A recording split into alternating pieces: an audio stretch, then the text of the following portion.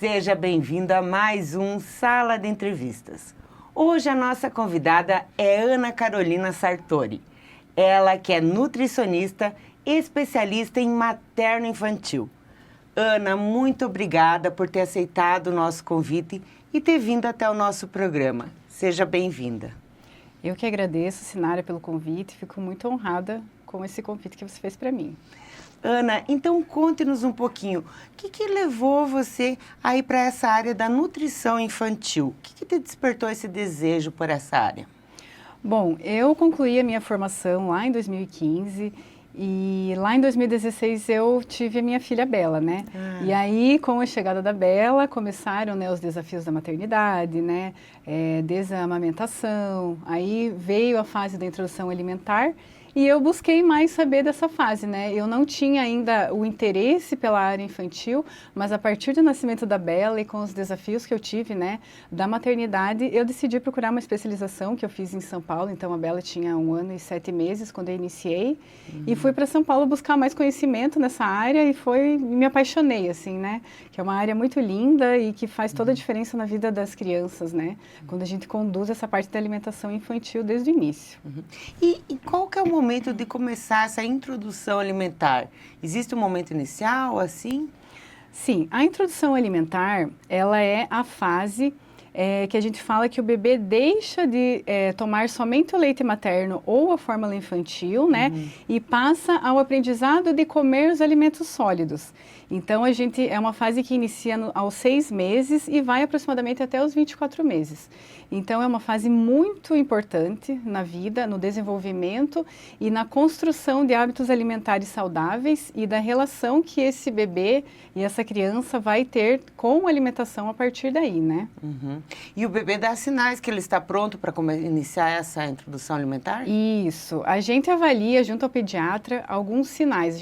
A gente chama de sinais de prontidão, que são os sinais que o bebê vai estar apto para iniciar essa fase da introdução alimentar, né?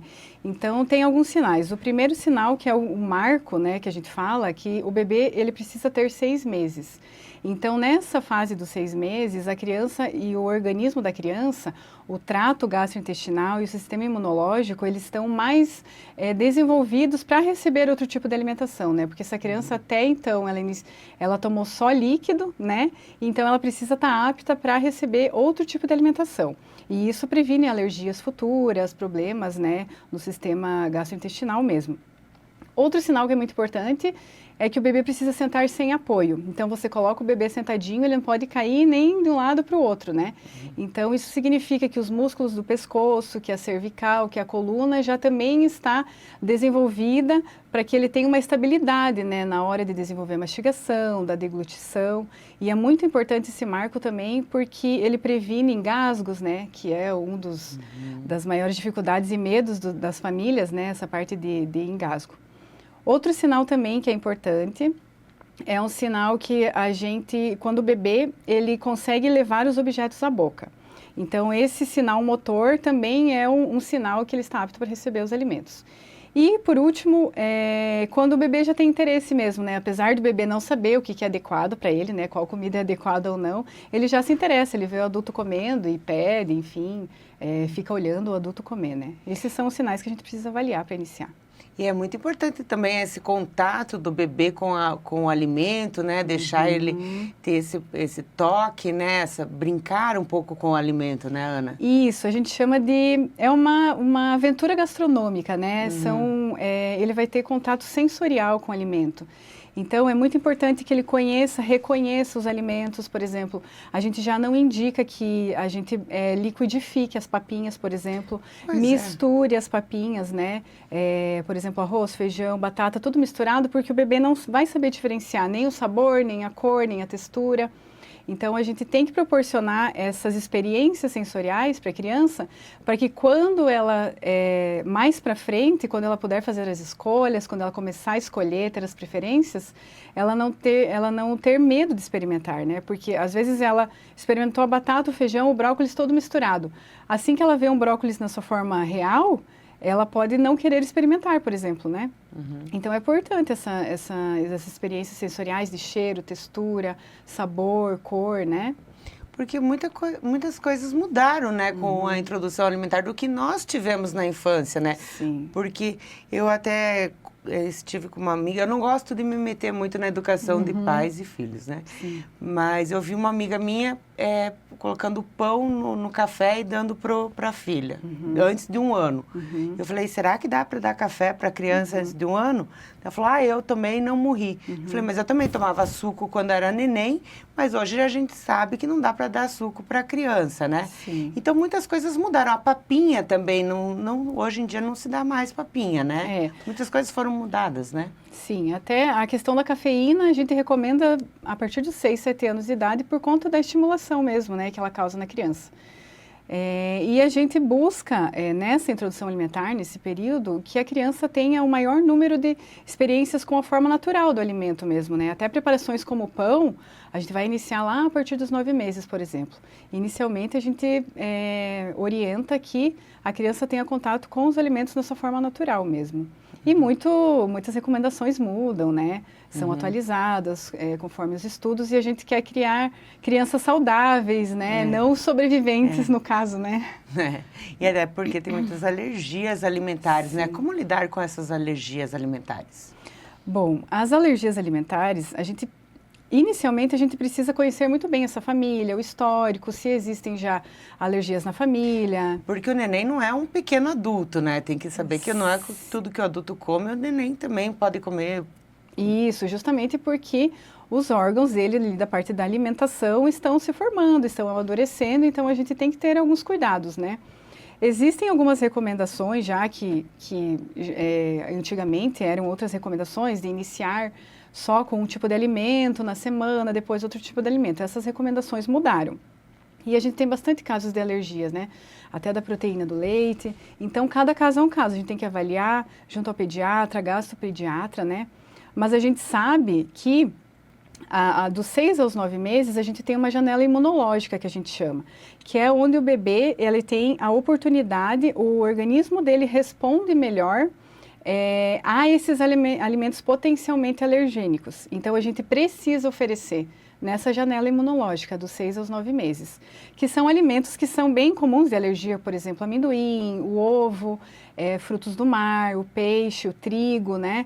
Que são esses alimentos que antigamente a gente, não muito tempo atrás, né? A gente deixava de oferecer, deixava mais para frente, mas agora a gente sabe que com os estudos, essa janela imunológica é uma oportunidade para que a criança não tenha essas alergias no futuro, né?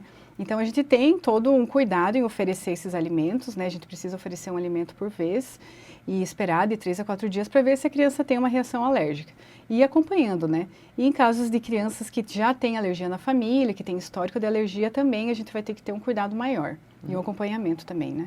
Então, quais grupos específicos, assim, de alimentos que um pai tem que começar no processo, assim, de introdução alimentar para a criança, assim, que posso dar para o meu filho sem correr riscos, assim, de alergia e tal? Sim. Bom, a gente precisa avaliar a condição da família, a realidade da família, como que foi o desenvolvimento dessa criança até então, né? Se ela teve alergia. Mas, por exemplo, crianças que não têm histórico de alergia, a gente já pode iniciar, por exemplo, com 2 refeições na primeira semana já da introdução alimentar. Porém, a introdução alimentar eu digo que ela é um aprendizado tanto para a criança como para os pais, porque é uma fase que a criança está experimentando. Ela não vai começar a comer na primeira semana, por exemplo. Então, a gente precisa de planejamento, de segurança, de uma boa orientação, né? E, então, o que normalmente eu oriento? Que a gente inicie escolhendo um lanche, ou da manhã ou da tarde, por exemplo, e inicie com frutas ou legumes. Então, essa primeira semana é como se fosse um treinamento para a família, para o bebê, na organização, né? Na compra dos alimentos, enfim, o que a gente vai fazer, o que a gente não vai fazer. E na segunda semana a gente já inicia colocando uma nova refeição, que daí seria uma refeição principal como um almoço. E nesse almoço a gente já inicia com todos os grupos alimentares, que antigamente a recomendação era que iniciasse primeiro com os vegetais, depois colocasse um carboidrato, mas hoje a gente já inicia com todos os grupos alimentares, ou seja, os carboidratos, as proteínas e as vitaminas e minerais. Arroz, né, carboidratos, arroz, batata, mandioca, tudo na sua forma natural, Carninha né? também? Isso, daí as proteínas vegetais, os feijões, grão de bico, ervilha, lentilha. A parte das proteínas, então, vem das carnes, né? O ovo a gente vai introduzir de uma forma lenta, né? A gente inicia com 1/4 do ovo inteiro, por exemplo, por conta da alergia, que é um alimento potencialmente alergênico, né? E também os vegetais já, né? Legumes, verduras. Crus também? As verduras, alface, por exemplo, as folhas, a gente cozinha inicialmente. Então, assim, ó, a gente vai oferecer todos esses grupos, porém tem a consistência certa, a maneira de preparo. A gente inicia amassando, né? Nunca liquidificada e nem peneirada. A gente inicia amassando os alimentos e de forma individual a gente oferece para a criança. Porque a família pode escolher entre os métodos de alimentar, né? Então, quando a gente dá, por exemplo, alimentação para o bebê na colher, a gente precisa amassar, né? Mas a gente pode dar a oportunidade dele conhecer a cor, o sabor individual de cada alimento. Então, por isso é uma das formas de evitar a seletividade alimentar, por exemplo, né? Esse amassar é no garfo, no né? Garfo. Não no liquidificador, não, né? Porque ele tem que deixar os pedaços para ele identificar, como você falou anteriormente. Isso, né? E também para o bebê conseguir desenvolver a mastigação, né? Porque o bebê, inicialmente, ele tem um reflexo da protusão da língua, que é como ele utiliza para mamar, né? Ou no seio materno ou na mamadeira. E depois ele vai mudando esses movimentos mastigatórios, né? Então, ele precisa ter uma textura para que ele comece a desenvolver a mastigação. Por isso que a gente não recomenda, né? Liquidificar ou no mixer também, né? E nem peneirar as comidinhas. Nós vamos fazer uma breve pausa para tomar um cafezinho e voltamos logo após o intervalo com Ana Carolina Sartori falando sobre nutrição infantil. Fiquem conosco.